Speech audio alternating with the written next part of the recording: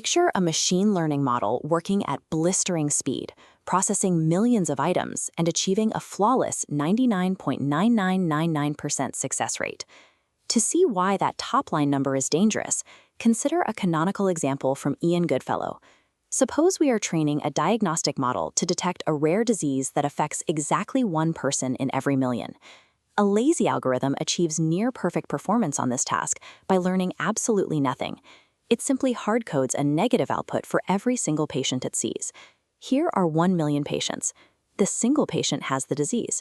Our model's prediction boundary circles 0 of them.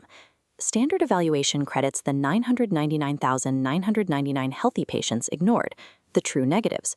Dividing correct by total predictions yields 99.9999% accuracy, masking the one crucial false negative. When you are searching for rare events, whether a rare disease, financial fraud, or manufacturing defect, global accuracy is an active liability that explicitly lies about the system's utility.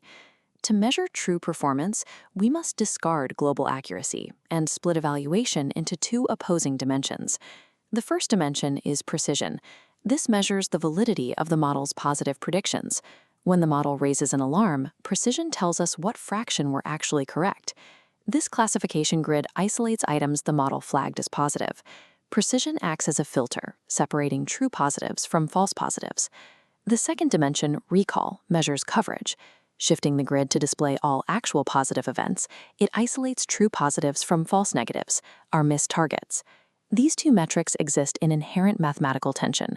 Optimizing an algorithm to improve one almost always degrades the other. A model can game this dynamic by waiting for the most obvious case, making exactly one prediction and achieving 100% precision. Meanwhile, its recall collapses to near 0 because it ignored everything else. Evaluating this trade-off manually works when reviewing a single model, but when engineering teams need to automatically evaluate dozens of candidate models at scale, reviewing pairs of numbers becomes impossible.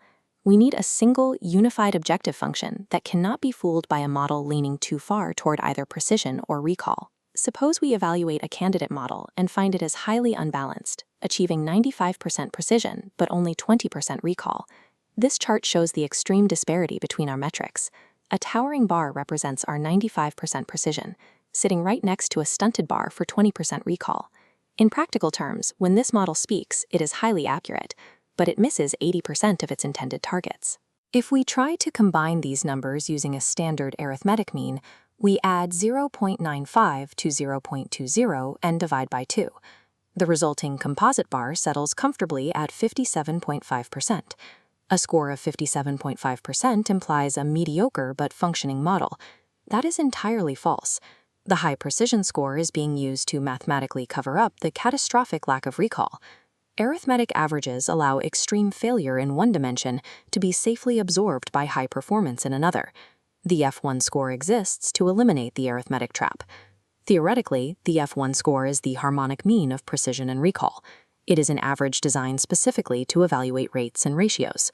This diagram shows the F1 formula: 2 times precision times recall divided by precision plus recall. Notice the mechanics here.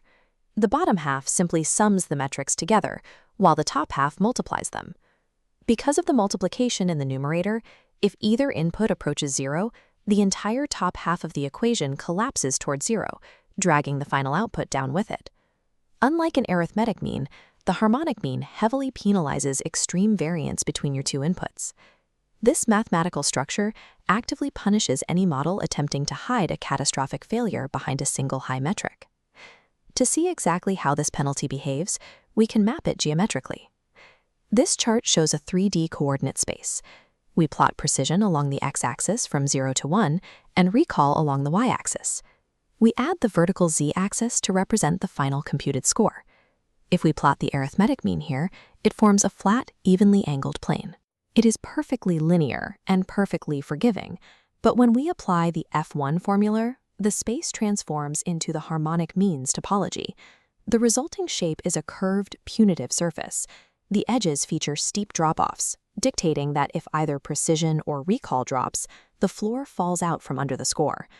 Bring back our hypothetical unbalanced model from earlier.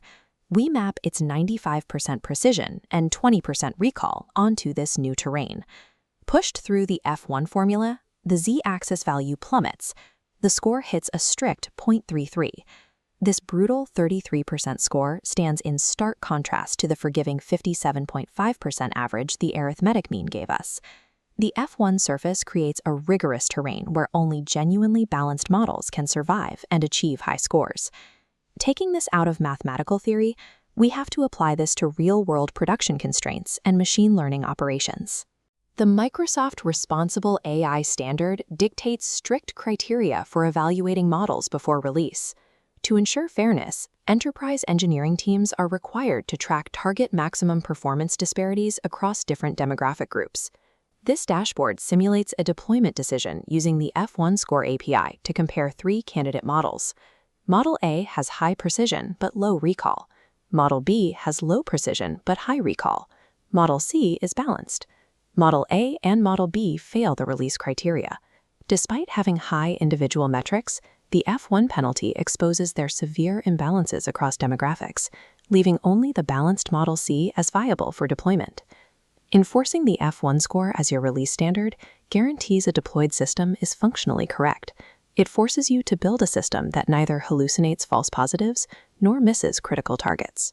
Let's return to the initial model from the beginning of our analysis, the one that achieved 99.9999% accuracy by hard-coding a negative output for our rare disease. This is the evaluation script for that model. We swap out the accuracy metric and run the F1 score. The previously perfect model now outputs a devastating F1 score of 0.00. The math holds up, but the F1 score has a critical limitation. It only evaluates a model at one single fixed decision threshold. If a machine learning system outputs raw probabilities, how do we evaluate its judgment across every possible threshold simultaneously?